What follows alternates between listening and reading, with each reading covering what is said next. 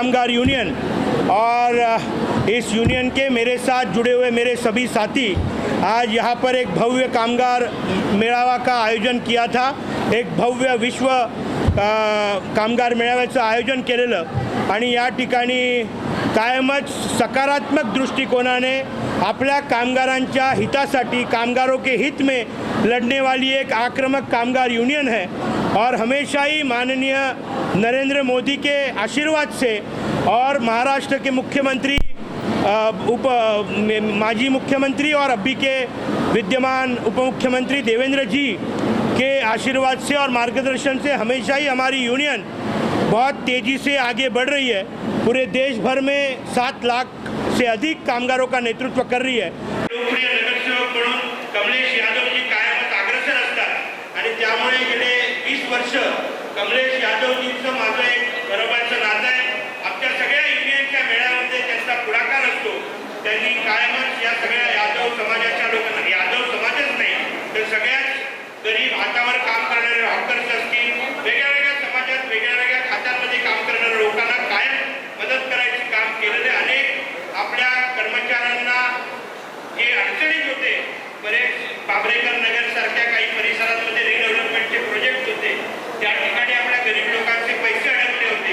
अशा माझ्या हातावर मोजण्याच्या किमान 50-60 लोकांना त्यांचे पैसे परत देण्यामध्ये कमलेशजींचं खूप मोठं योगदान आहे। मी युनियनच्या वतीने त्यांचं मनापासून आभार आणि धन्यवाद व्यक्त करतो।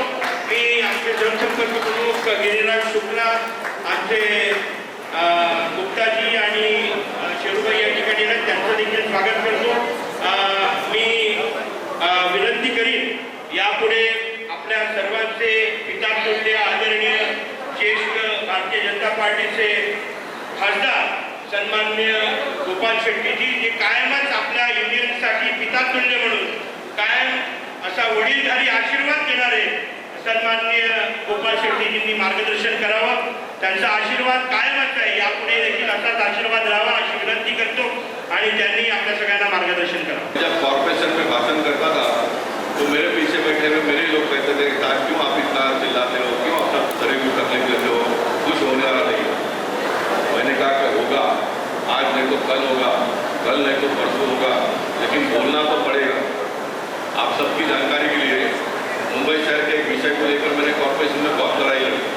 मैं उनको कहता कि मेरे बाप की जमीन, उसके ऊपर मैं घर नहीं बनाऊंगा तो कौन बनेगा?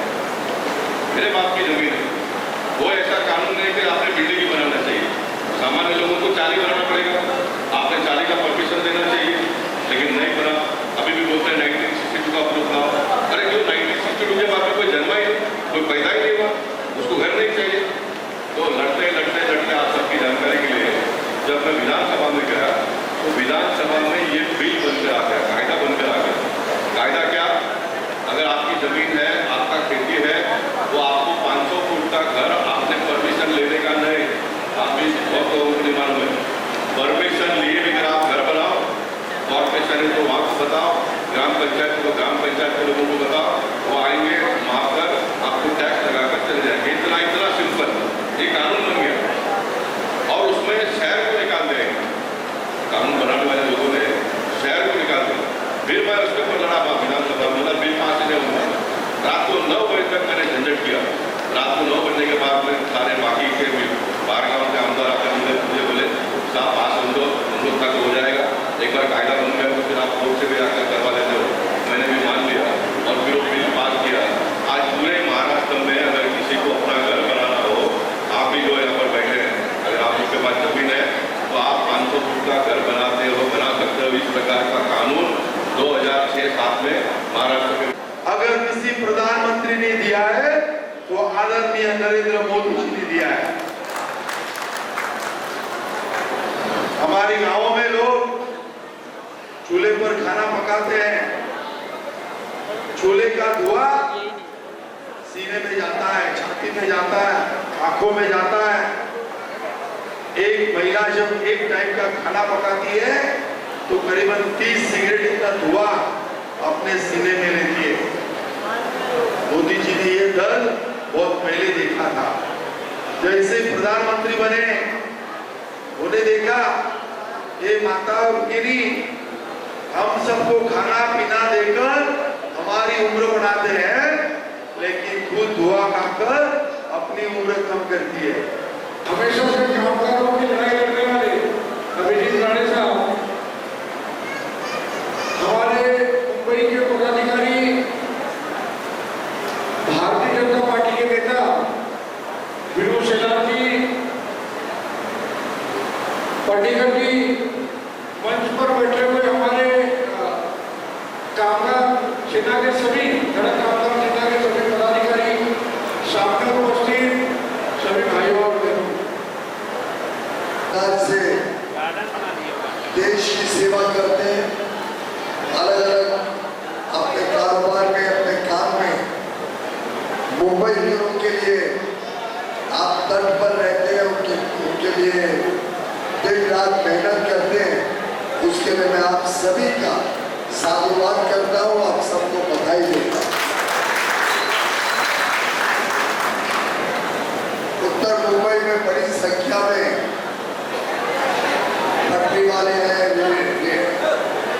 जो अलग अलग फेरी वाले हैं, जो अलग अलग काम से अपनी रोजी रोटी कमाते हैं। ऑटो रिक्शा और टैक्सी ड्राइवर्स बड़ी संख्या में हैं, और फैक्ट्रीज, मैन्युफैक्चरिंग यूनिट्स में काम करने वाले, छोटे बड़े उद्योग में काम करने वाले साथी बंधुओं को, मजदूरों को मैं अभिनंदन व्यक्त करता हूं कि आप सब पूरी लगन के साथ जो भी काम आपको दिया जाता है उसको पूरा करते हैं। 20 मई को भारत का आम चुनाव है, लोकसभा का चुनाव है। इस चुनाव में, इस निवडणूक में भारत का भविष्य, भारत का भाग्य तय होना निश्चित है, और 20 मई को हम सब ने अपना अधिकार और साथ ही साथ अपनी जिम्मेदारी निभानी है, यह आग्रह करने मैं आपके बीच में आया। वोट देना हमारा अधिकार अवश्य है, हमारे पास ताकत है कि वोट के माध्यम से हम जिसे चाहे उसको चुनकर प्रधानमंत्री बना सकते, जिस पार्टी को चाहे उनके प्रतिनिधि को चुन सकते, जो प्रतिनिधि हमारे लिए सेवा करे उसके पक्ष में हम वोट डाल सकते। लेकिन देखा गया है कि अभी भी 60%, 55%, 65% इतनी ही वोटिंग डाली जाती है। गोपाल शेट्टी जी हमारे सांसद, लोकप्रिय सांसद के चुनाव में भी 60% ही वोट डाले। मेरा आप सबसे अनुरोध है कि आप अपने परिवार का, अपने पड़ोसी, अपने मित्र, अपने साथ काम करने वाले सभी लोगों को प्रोत्साहित करें।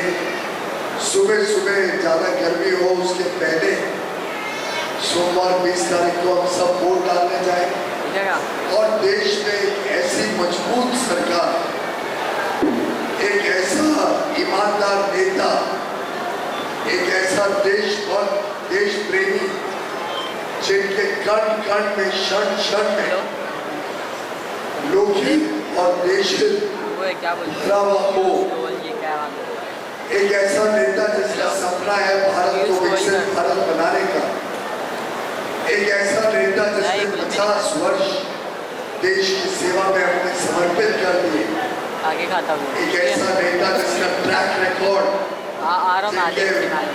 दो दशकों में किए गए काम, पहले गुजरात के मुख्यमंत्री के रूप में 13 वर्ष तक, और 10 वर्ष से देश के प्रधानमंत्री के रूप में जो माननीय प्रधानमंत्री नरेंद्र मोदी जी ने काम किया है, जिस प्रकार से उन्होंने गरीबों का कल्याण किया है, 25 करोड़ गरीबों को गरीबी की रेखा से बाहर निकाला, जिस प्रकार से उन्होंने नारी शक्ति का सम्मान बढ़ाया, जिस प्रकार से उन्होंने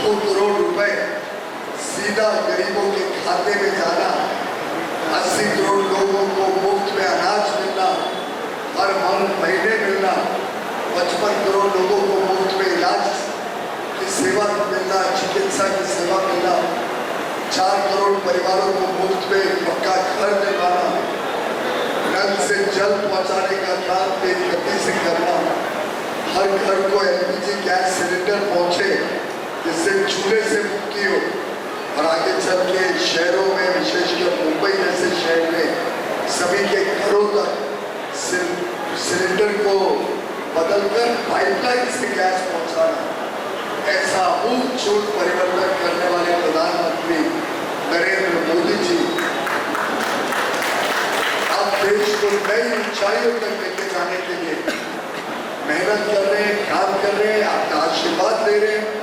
और मेरा पूरा विश्वास है कि अभिजीत राणे जी के नेतृत्व में पूरा जो कामगार यूनियन है और यूनियन के हजारों सदस्य और उनके परिवार, मित्र, पड़ोसी और दोस्त सब मिलकर प्रधानमंत्री मोदी जी को इतनी आशीर्वाद दे देंगे और मुझे उत्तर मुंबई में आपके आशीर्वाद का लाभ मिले, जिससे मैं मोदी जी को और सशक्त बना सकूं, उनके साथ काम कर सकूं। आपका दिया हुआ हर वोट सीधा मोदी जी के खाते में जाएगा और देश को एक विकसित भारत